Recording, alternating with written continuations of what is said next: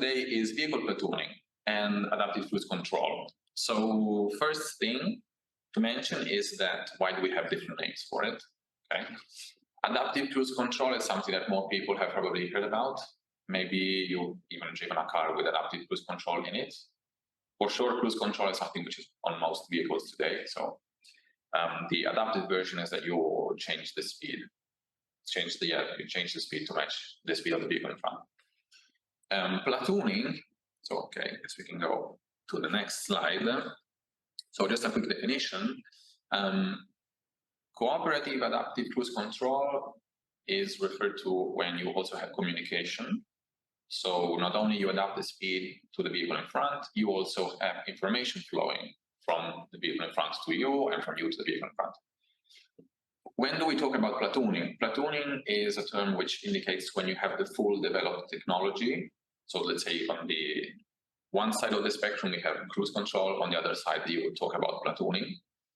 And platooning refers to when you have also managing logics going on. So for example, you're able to autonomously deal with merging and splitting requests. Okay.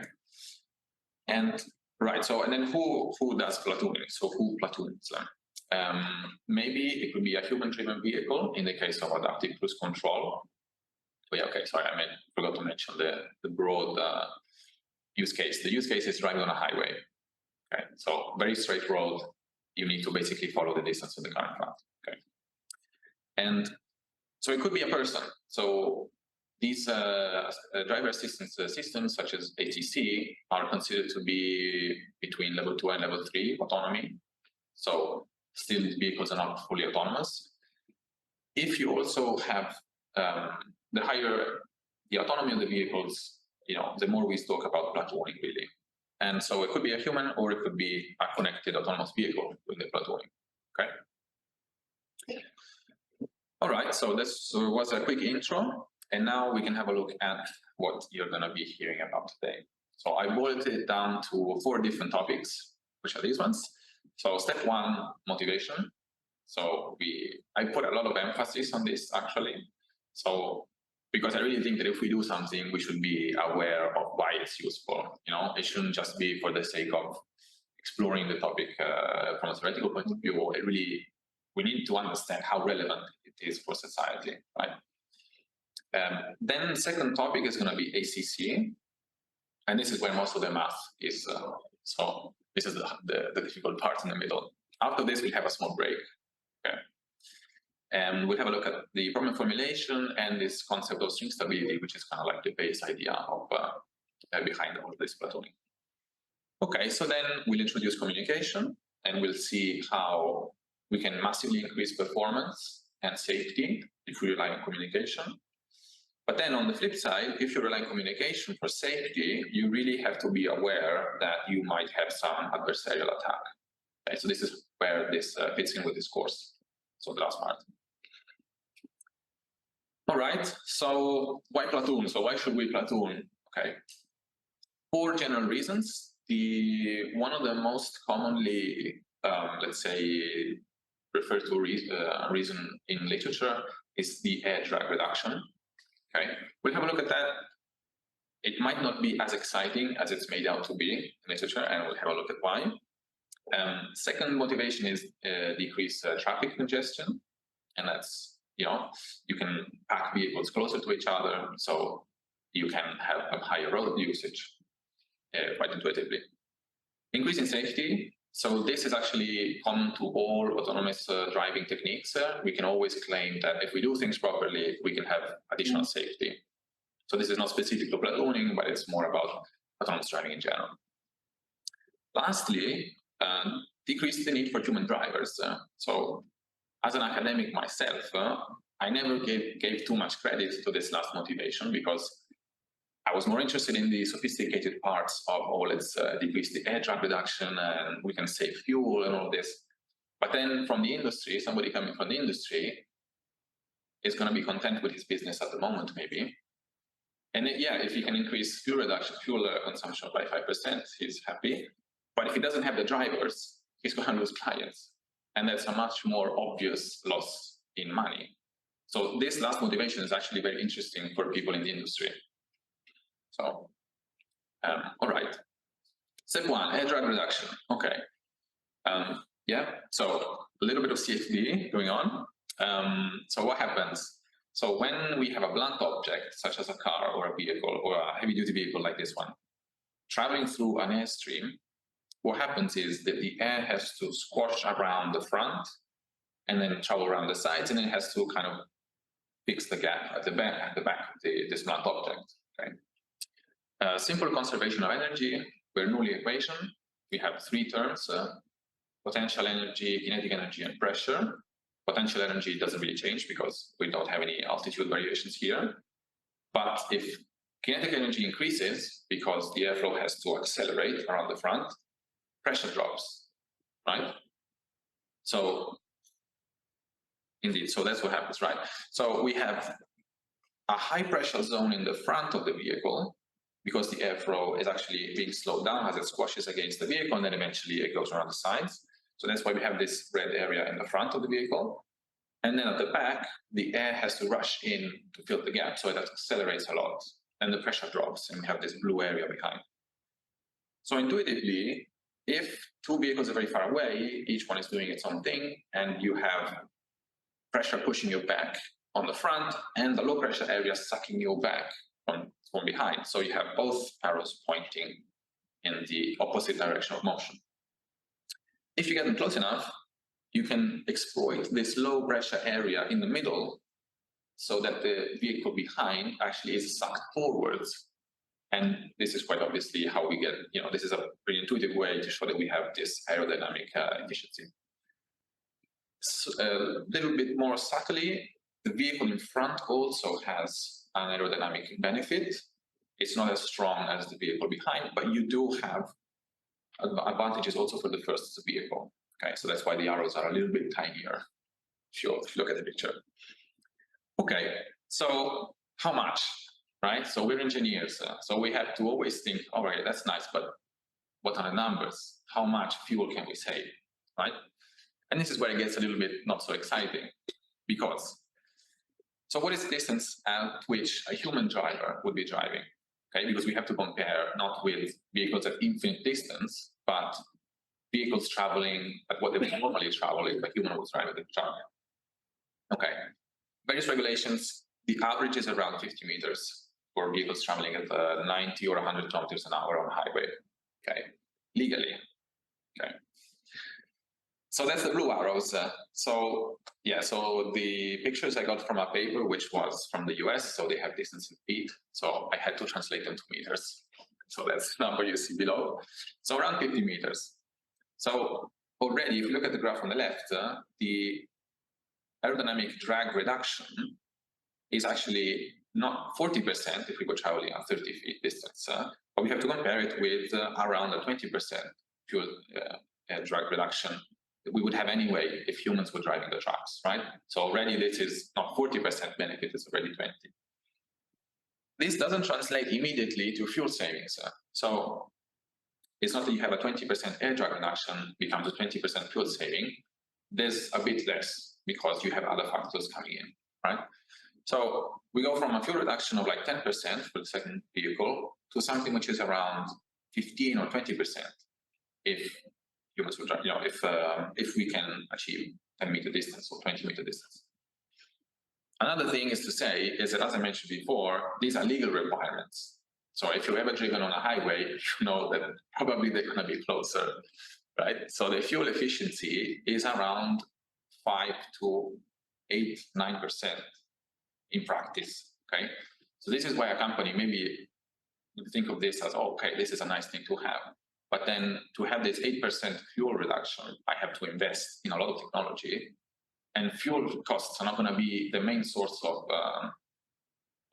costs that a company has, because you have to pay the drivers, you have to repair the trucks, you have to think of a million other things. So this 5-10% fuel saving might not be so appealing, right? Okay. Right, then second motivation is, I will show a nice video here, Decreasing traffic. Okay, this is just a nice time lapse of a phantom traffic wave forming and traveling on a highway. So it's going to form more or less now. There it is. Traveling back. Okay. So indeed, for no reason, somebody slows down, and then maybe 100 meters behind, 200 meters behind, you have vehicles actually stopping, and this traffic wave keeps traveling back. Okay. If the traffic is denser, this is more likely to happen. Okay, so there are some conditions when this happens and when you can naturally dissipate these waves. But human drivers have this behavior. So this is connected to string stability, which is something we'll have a look at in a second. So what does this mean is that human drivers are not string stable sometimes. Okay, so we can avoid that, and right. So third motivation is safety. As I said, this is true for any autonomous driving technology, because we always cite that 94% and above of car crashes are caused by human error, and that sounds reasonable. One thing that I also wanted to show is what is the economical impact of all of these car crashes. Okay, so on the left we have this picture. Maybe it's a bit too small to read, but so this is the costs by country, annual costs by country, showing in comparison to the GDP. So around 2% of the GDP, which is a lot, is due to car crashes. Okay, this doesn't directly apply. This doesn't, the costs are not usually sustained 100% by the government, but also through insurance companies. So in the end, it comes back to the private sector. But it's a lot of money, so just keep this in mind. All right, last thing, human drivers. As I was saying before, there is a worldwide shortage of truck drivers. Okay, so around 5 to 10% of positions around the world are actually vacant. So people need drivers, but they don't find them. And this is obviously a very, very quickly linked to economical losses for a private company. If you lose clients because you have to phone them and tell them, "I'm sorry, I can't deliver your goods," or "I can't do it on time," then of course you're going to lose money, you're going to lose clients. Reasons for this are like salary. So the salary isn't high enough, apparently, but also the social hours, because you're driving for long hours, then you have to stop, then you drive, you're away from home for a long time. So these are, work-life balance is one of the reasons why this kind of job is not so appealing. Okay, so this is what's behind the push at the moment, I think. So for industry investing in this sector, this is the reason why, because they need the trucks to be moving and they don't have the people to move them. Okay, so this was motivation part. Now we start to have a look at the math. All right, so I think you have a controls background. Yeah, mostly. Okay, so there's going to be some control theory. I'll go a bit slow. If you have any questions, of course, feel free to ask. All right, so let's start with the simplest version of platooning, which is adaptive cruise control.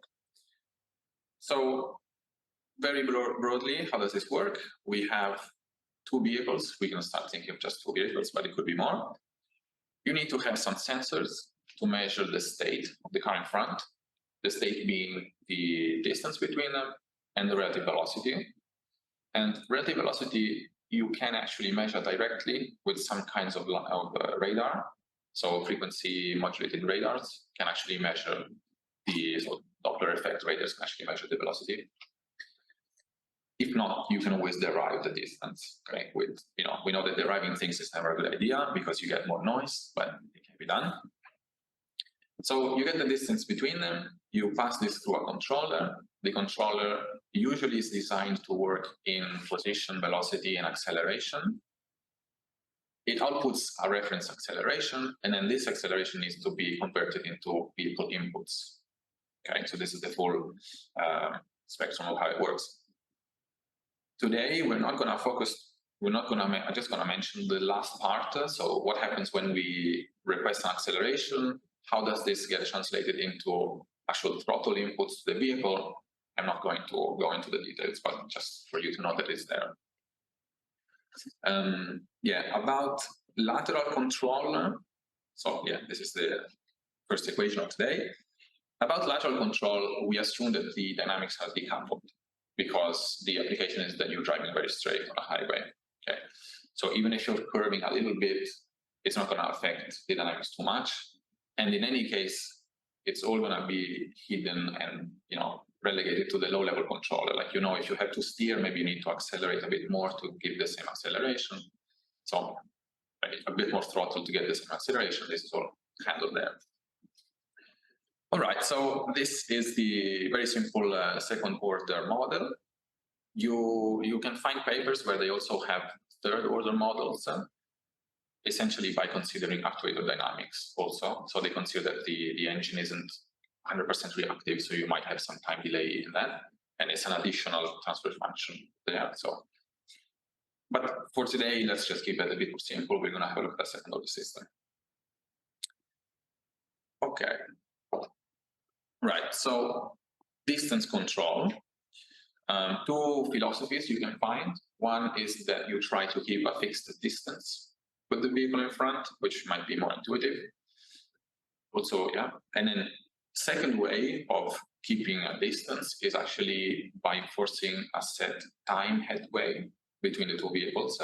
So instead of saying you need to be 10 meters behind, you can say you need to be 2 seconds behind the vehicle in front. So essentially, you multiply this time constant by your current speed, and you have this adaptive distance, which changes.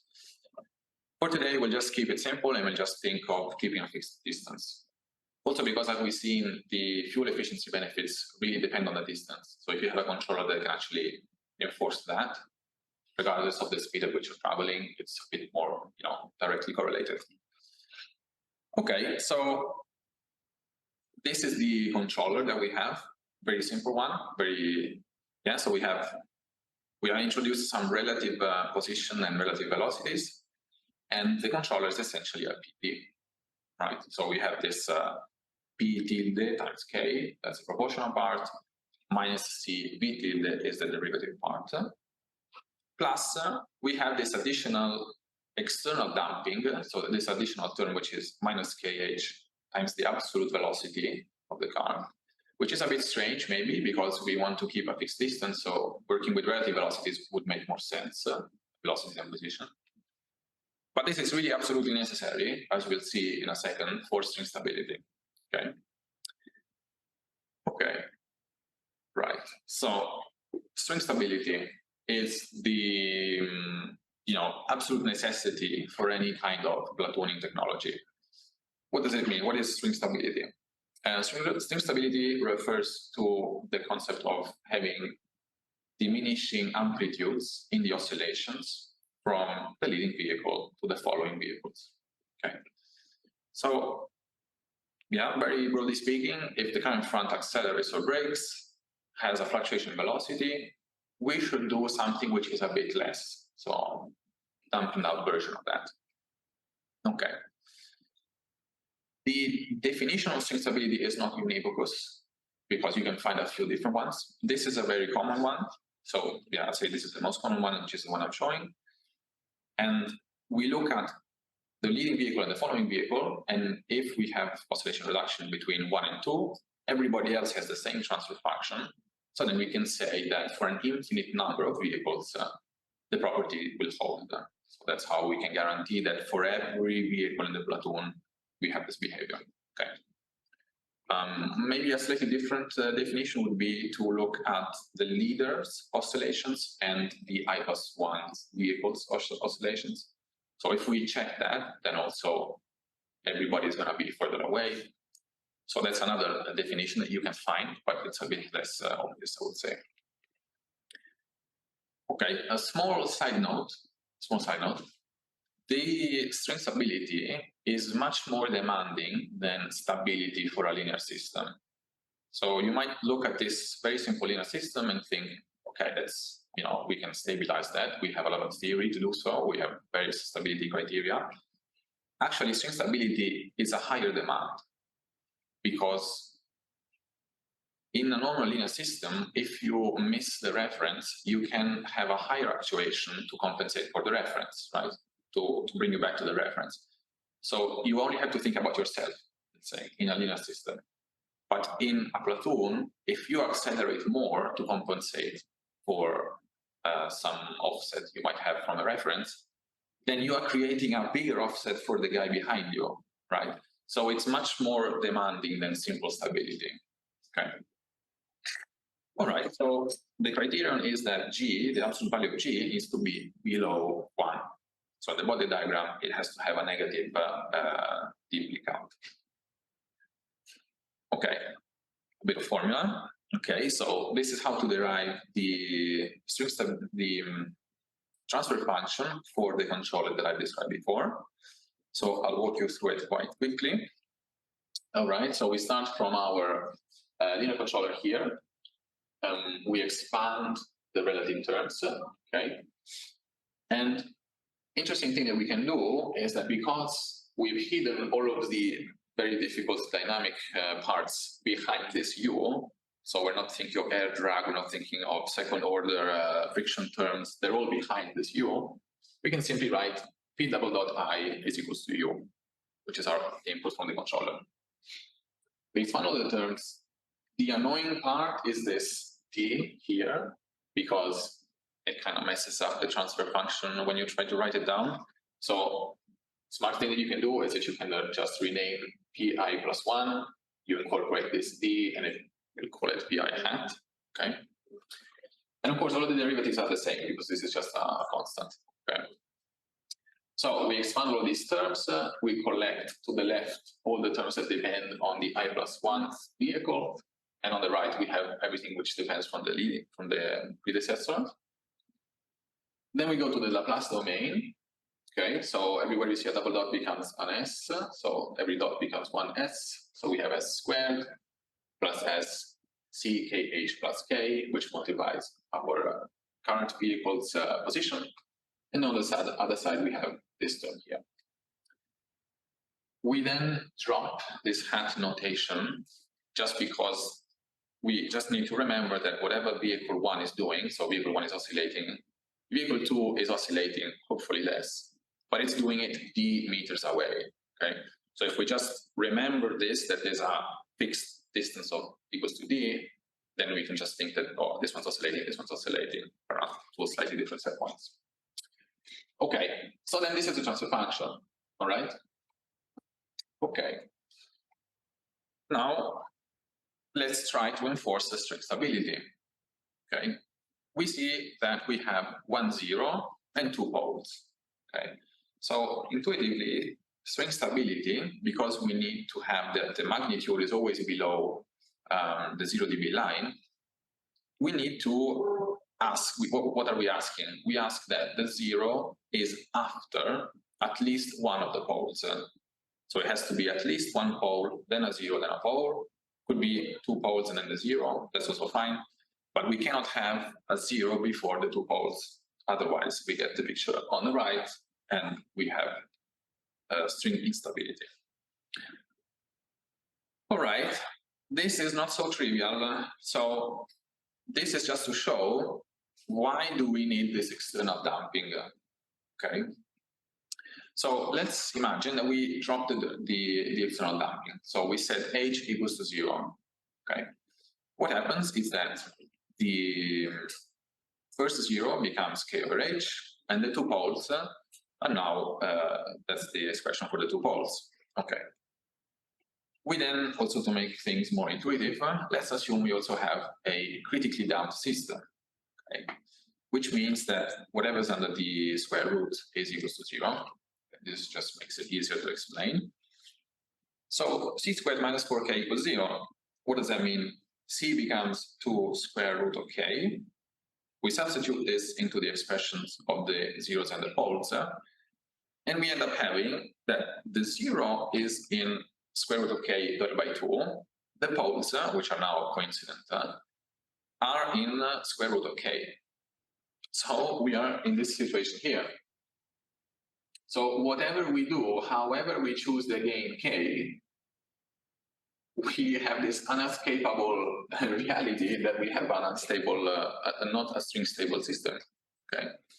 So we absolutely need this external damping factor. And this is something which isn't so clear. If you go into the literature, they show their controller, they show that it's stream stable, but you always have this external damping term, and nobody really explains why this is so important. So this is the first thing that you can take home today. Okay, so you need external damping. Intuitively, this you can think about if you're just following the car in front and they do something and you have no external reference, like you have no idea what the final objective is, you're just trying to follow them. So you try to compensate for what they're doing. But if they oscillate, you try to follow them and you always oscillate more. Okay, so you need to know what's the common objective of the platoon. And it can be a very simple objective of traveling at a certain speed. Okay. And all right, yeah, so then also, so this was an example for the critically damped system.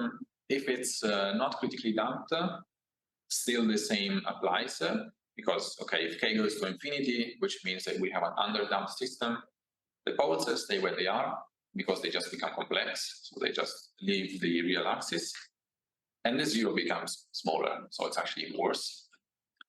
If it's an overdamped system, it gets a little bit more tricky because now the poles split, so we have to check between the zero and the leftmost pole. But in any case, so they would both go to zero if you check the equations, but the zero goes to zero faster. So we cannot escape this, even if we have not critically damped systems. Okay, so by adding the external damping factor, we can basically have an extra degree of freedom in the design of the transfer function. So we can actually move the poles a bit more to the left. And this is how we can stabilize the system. This is how we can get stream stability, right? So very, very important to have this external reference. Yeah, this is also true for lateral stream stability. In the case where you have vehicles also following each other with a lateral controller, you, in that case, also need to have some external reference, like a lane boundary. Otherwise, if you just try to follow the car in front, you will end up having larger lateral oscillations. But this is not, I won't talk about more than that. I'll talk more about that today, but just for you to know. Okay, right, so that was Laplace domain. So what does string stability look like in the time domain, right? So this is a simple plot. This is velocity, absolute velocity. If the leader oscillates, the followers should oscillate less and less, right? So two things to notice is that the amplitude is going down, but also there's a little bit of a time delay, as you can see. So this would show up in the both diagram as the phase lag, okay? Right, yeah, extra little bonus for today. The G, so the transfer function, refers to position, velocity, and acceleration, because they just want the derivative of each other. So you get an S popping up top and bottom, and you can simplify it. But also when you refer to relative quantities, okay? So this is not always so clear.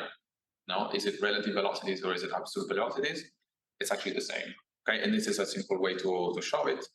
You can write predecessors' relative quantities as being G times yours, and then you can simplify G minus 1, and you end up with the same transfer function you had before. All right. Okay. Now, this is maybe one of my favorite parts of the lecture today. So on the flip side, right? So we had all of this nice talk about, oh, we need string stability, we need to design the controller, we need this external damping. Okay. Fine. Yes, we do need the string stability to have safety, but automatically we forfeit the ability to have collision avoidance. So if we have string stability and we are dealing with a linear system, automatically we cannot guarantee safety. Okay, this is maybe a bold statement. But let's see a simple example, and I'll try to convince you why this is the case. So looking at the first plot, imagine if vehicle 1, so the car in front of us, starts braking suddenly. It brakes at its maximum capacity. We'll say -1. Okay. Us, being vehicle 2, what do? If we start braking a bit less, or if we have some time delay with which we apply our own maximum braking capacity, And we will, that's the thing, and we will because we are string stable. So we are designed to do less than what the vehicle in front of us is doing. We will have a positive velocity because he starts braking. I brake a bit less for some time. Eventually, I'll brake as much as he is. But in the meantime, I've produced a relative velocity which is bigger than 0. So I'm getting closer. If this keeps going on for an infinite amount of time, in the end, the relative position keeps growing. And in the end, we will hit the car in front, right? So there's no escaping this. So how do systems work? Because we have ACC on our cars, no? So it's actually deployed. So how did they solve this problem? The point is that the system can't be linear anymore. We have to include actuator constraints, which can be either on the acceleration, actually it has to be both, acceleration and also maximum velocity. So we have to bound the acceleration and the velocity. So we have, for example, usually we assume that you cannot go backwards on a highway. So when you stop, stopped, okay?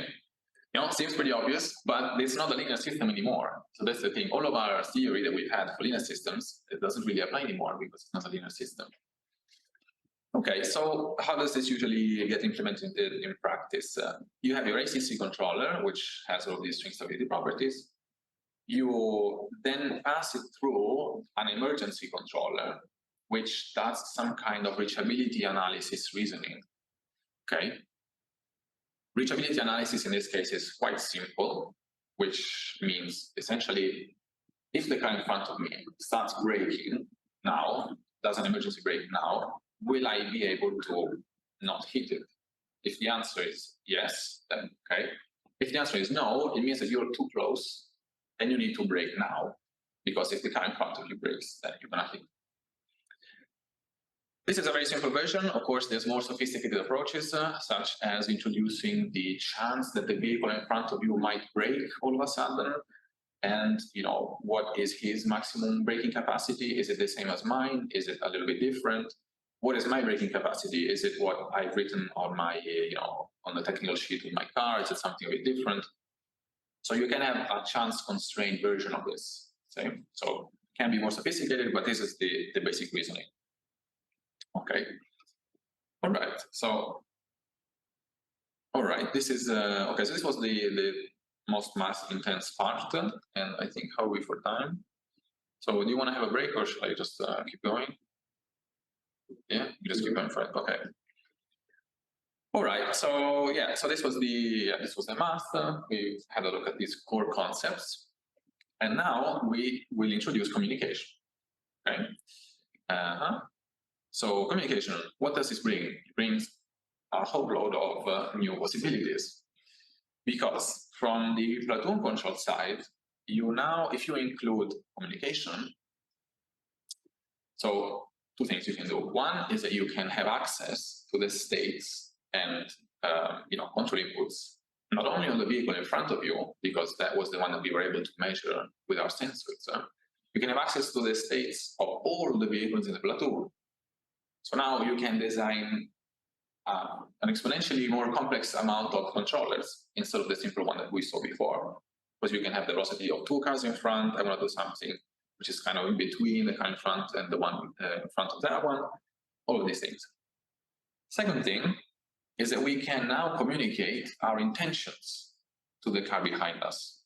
So we can warn the car behind us, look, I'm going to brake. So if the car in front of behind us can also brake at the same time, we can vastly increase safety and performance, of course. Because ideally, you can be 1 centimeter away, and then if it's telling you I'm going to brake, and you brake exactly at the same time, whatever velocity you have, you can match it completely. Okay. Second thing you can do with communication is to have an additional layer, which is more about how high-level risk on how to manage the platoon. So you can start thinking of including additional vehicles. So like this picture I made, like, oh, can I join the platoon? Okay, let's see. Yeah, okay, you can join us. where should you join us? Should you be between car number 2 and car number 3? What's your position? Okay, then we can stick you at the end of the platoon, or if not, maybe somewhere in between.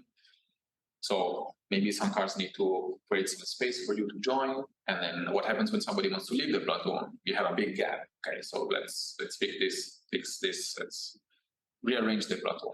Okay, so we have another additional layer that we can think about. Today, we're not gonna spend too much time thinking about this, but yeah, there's also a whole different type of literature which deals with the platoon coordination.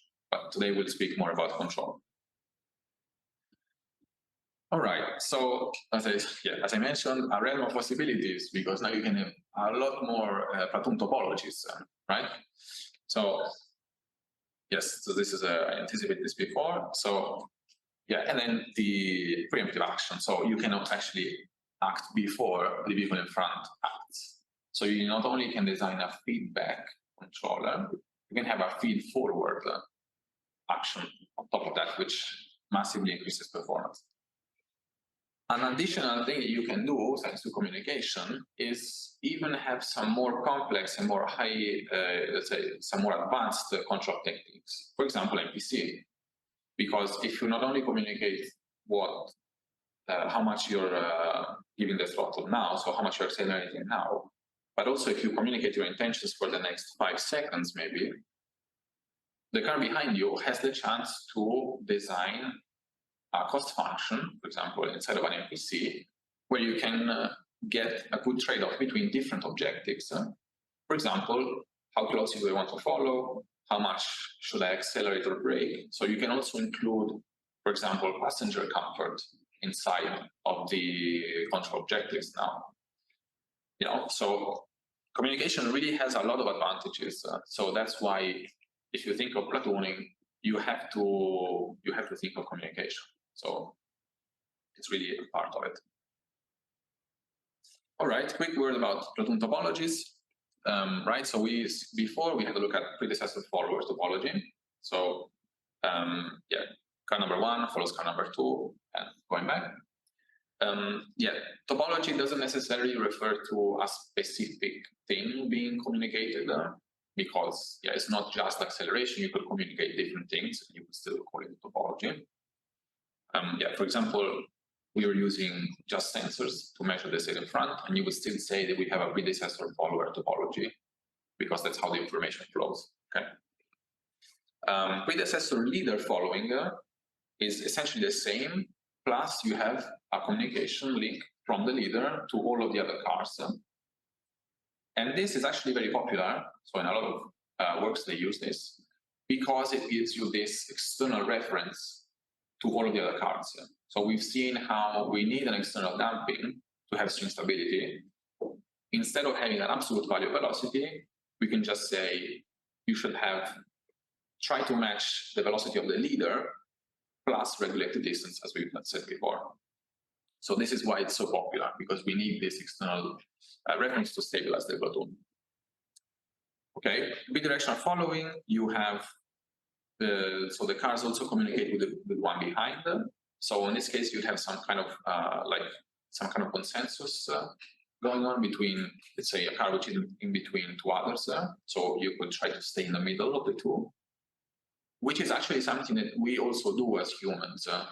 So if you see that the car behind you is like really close, then maybe you'll try to speed up a little bit. Okay, so it does mimic some kind of behaviors that we have also naturally as humans. Same thing can apply for 2 predecessor follower. So if you have information from the 2 cars in front, you can try to regulate your speed to match something which is kind of in between. And this, again, as humans, we kind of do that, because you can see through one car, maybe see the car in front of that one. So you know if that one's braking, then probably the car in front of you will brake, and you have this kind of preemptive action, which is coming just from the fact that you're looking further ahead. Okay, and right, so now let's have a little bit of a look at the math behind why this acceleration communication is so effective. So if we take the dynamic system that we had for vehicle 1, vehicle I+1, as we had before, we subtract the dynamics for vehicle I, so the vehicle in front of us. And this is what comes out. Okay, actually we also have to remove the D term, so we also subtract D, but we know that there's a fixed distance, so okay. And this is what we get. If we look at this equation here, we see that ui plus 1 is our controller, and then we have this negative term here, so minus ui, which we can see as a disturbance. So if you're driving in your car, you try to have a fixed distance with the car in front. If that one accelerates, it's the same, it's equivalent to having some force acting on you, which makes you accelerate in the opposite direction. So there's a change of sign. But whatever that the car in front of you does, you perceive it as a disturbance. Okay. So we can compensate for that. If the car in front of us tells us what UI is going to be, we can essentially match it and cancel it out, right? So it's a very effective way of increasing performance and, as I always say, safety. So in this case, you would split UI plus 1 into a linear part and a feed-forward part. And then if we design the feed-forward part to be exactly the one coming from the front, we already have a huge increase in performance. Yes, small note, you won't have an exact matching of the profiles because the linear controller also has this external reference. So it will still try to follow the reference a bit. So you won't have exact matching, but you will see a clear improvement in the performances. And of course, you can also design UFF to cancel out the external damping and exactly follow the guy in front. Right? So that here you can do whatever you want with UFF. This is just a small, simple example. All right. Okay. So then, all right. Yeah, that's it for feed-forward action.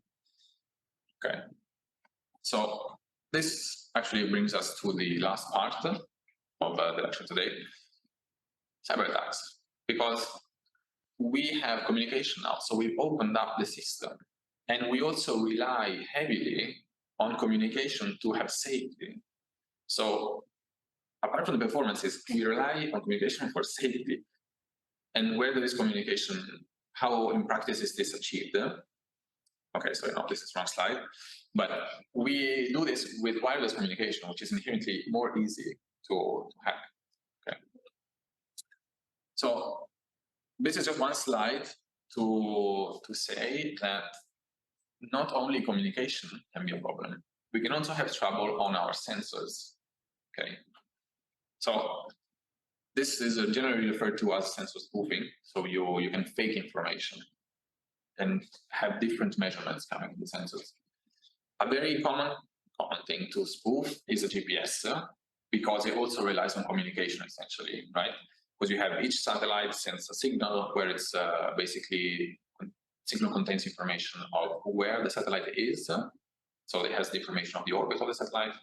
Plus you have timing information. So the receiver receives at least 3 different satellites, okay? And if you have at least three different satellites, you can evaluate the time difference between them, which you can then reconstruct a distance from. So essentially you have 3 points in space and you have a sphere around them, which tells you how far you are from each one, you intersect them, and you get your position, okay? So if somebody jams the signal and changes these time values a bit, they can make you think you're somewhere else, okay? Quite easily, I mean, yeah, easily enough. Small bit of news, like for example, I was looking this up.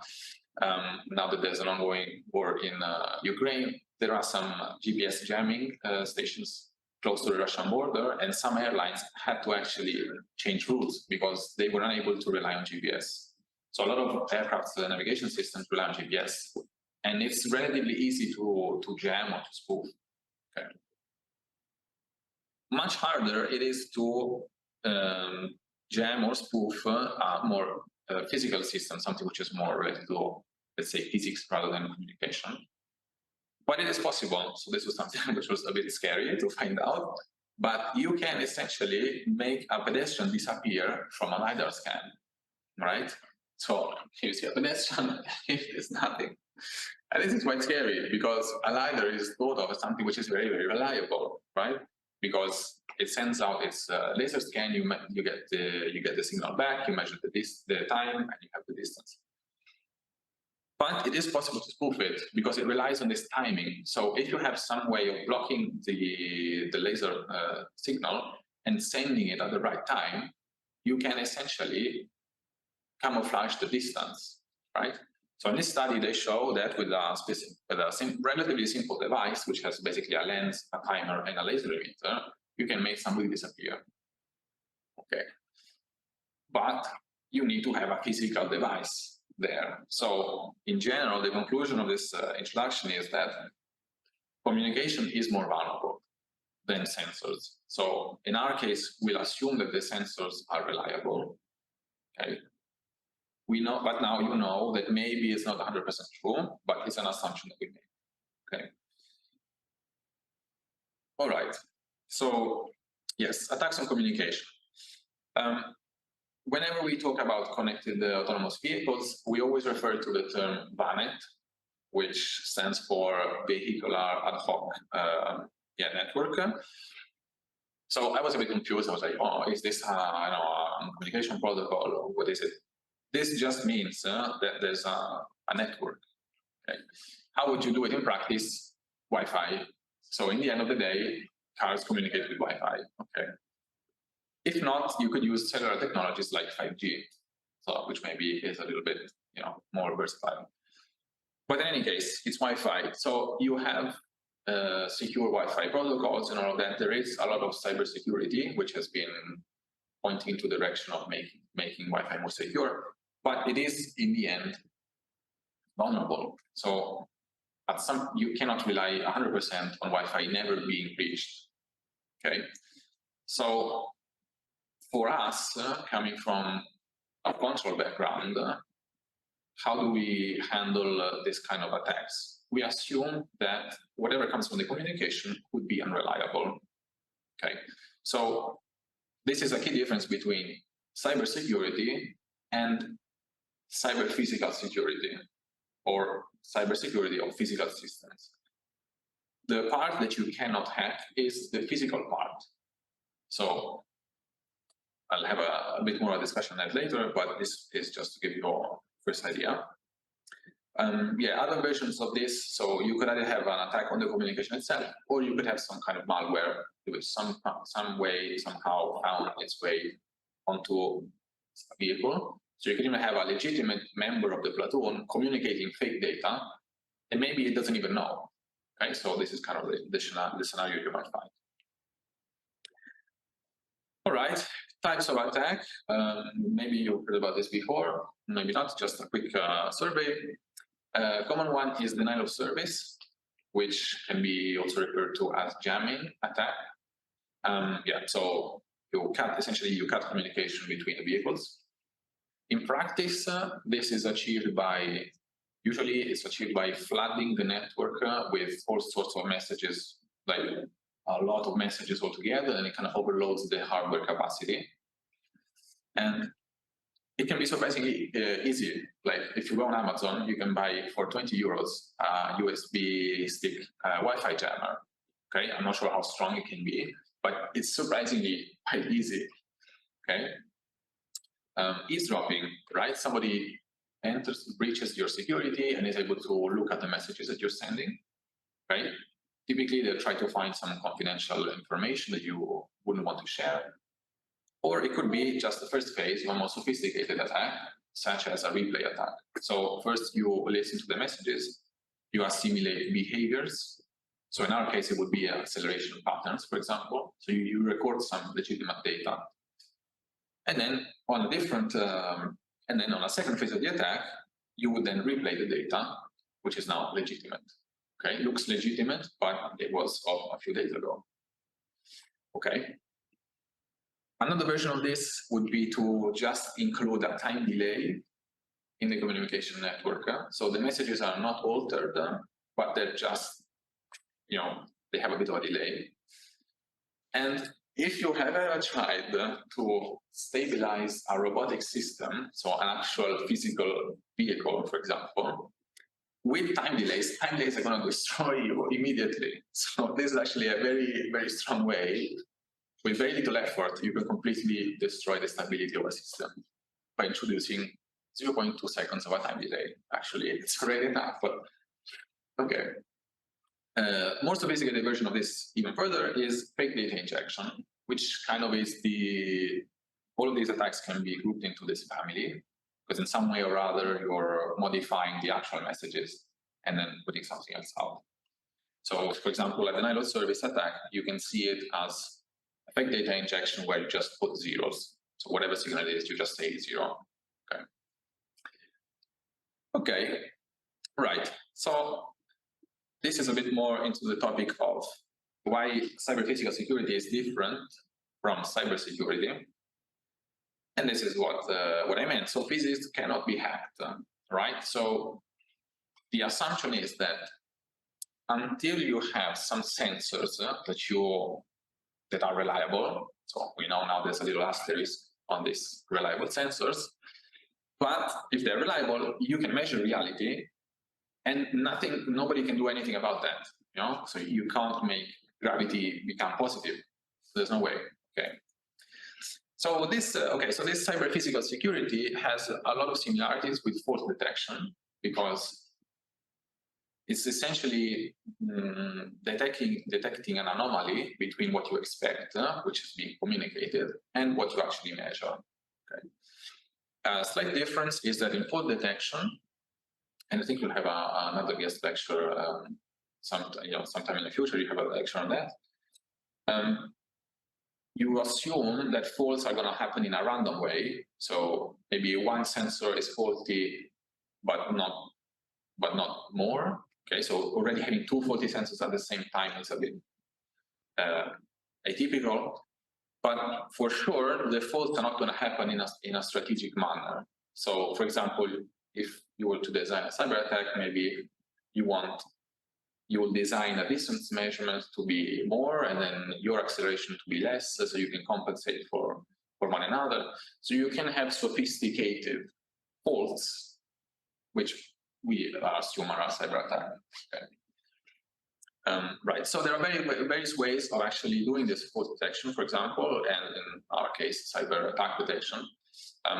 Set membership is one, observer-based methods are another one, and recently, of course, machine learning, because now everyone wants to do machine learning. So there's also machine learning approaches. All of them rely on some prior knowledge of the system. Okay. Specifically, very common assumptions are bounds on the noise of the sensors, because if you're trying to detect an anomaly, and you have some noise on the measurement, then you have to think that maybe, I was just unlucky. I had a lot of noise pointing in the same direction. So, okay. Also, prior knowledge on the system capabilities, because if you're trying to estimate a state and you have some physical bounds, like you cannot accelerate more than this, you can also use this information to check whether a reading that you're having is reliable or not. Okay. So this is it. You have prior knowledge, you have some bounds, and then you can distinguish between what is normal and what is atypical. And maybe you raise an anomaly alarm. Okay, this is the very last part for today. And we'll just have a look at an observer-based detection method, which is based on a Kalman filter. So Kalman filters are very popular. Maybe you heard about it before, almost certainly. So let's have a look at the equations. No? So 5 lines. Okay. Typically, we have all of them, and when they explain them to you, you will go through all of them, and you know what's happening. We'll just have a quick recap. So we update the covariance. So we initialize our state, which we're trying to estimate, with a covariance around it. We then propagate this covariance across time. But the interesting thing is that the covariance propagation only depends on our prior knowledge of the system. Okay, it doesn't depend on what we're measuring, because the covariance just has to do with the noise, so measurement noise and process noise we assume to be on the system. So it's going to have its own evolution, and as you can see, so we update P, so this is the expectation of the matrix, of the covariance matrix. We add this Q, which is the measurement noise. Yeah, I think so. I forget between Q and R, whose measurement and whose process. Yeah, then we update the estimate of P. Okay, this complicated division here, this function. Here we add, okay, I think this is measurement noise, okay. So anyway, in the end, we get a K, which is this, which has this expression here. So in the end, if you trace it back, K only depends on Q and R. So this K is going to be updated depending on these values. It's common practice, and it is accepted in literature, to just consider the steady state gain, because we know it's going to have a transient, but it doesn't depend on what we're measuring in the system. It's just going to have its own evolution anyway, and K is going to converge to a value. So apart from this initial transient, we can think that we're going to have a system which is operating in a steady state. So already we can throw away these three equations. We can just say, okay, K is this value. So what we're actually interested in is the last two. Okay, so first of all, we update the expectation on our relative velocity. Okay, yes, I forgot to mention, we're trying to estimate the relative velocity of the car in front. Okay. We have our previous expectation. So the previous velocity estimate. We add the t is the time step, okay? And we add our velocity, our acceleration minus the acceleration of the car in front, okay? Then what do we do with this? We update our estimate, basically doing a weighted average between the term which we have just derived here, so the expectation of the relative velocity, and what we actually measure from the system, right? So this depends. So we can see that our estimate, relative velocity estimate, depends on the UI, which comes from communication, and what we are measuring from the system, okay? So you can see that it's a way of checking if what the car in front of us is telling us is actually true or not, because we're comparing it with the measurement. Okay, that maybe is a little bit more clear, will be more clear on this slide. So we have a look at this simple example. Right, so the car in front of us is communicating a certain acceleration, but it's actually doing something else, okay? So it's actually not doing anything, it's just keeping a constant velocity, but it communicates that it is actually accelerating, okay? The velocity, and so in the velocity realm, the real relative velocity stays the same. So in our previous equation, you would have that the measurement is always the same, which is in this case 0, okay? But the expectation, the estimated relative velocity keeps going up because the vehicle in front is communicating that it's accelerating, okay? And this is what we can see in the last plot. So R, we define as the absolute value of the difference between what the sensors are measuring and the the estimated velocity. So R is essentially this distance here, okay? Absolute value is not a mandatory choice. What happens in literature, there's various, let's say, ways of measuring the distance. It could also be the square product. So there are different ways, but the core idea is that you measure the distance some way. And this distance is going to converge to some fixed value. In this case, this simple example, this is what happens, because at some point, because K has a value, you keep doing this average. In the end, R is going to converge to a fixed value.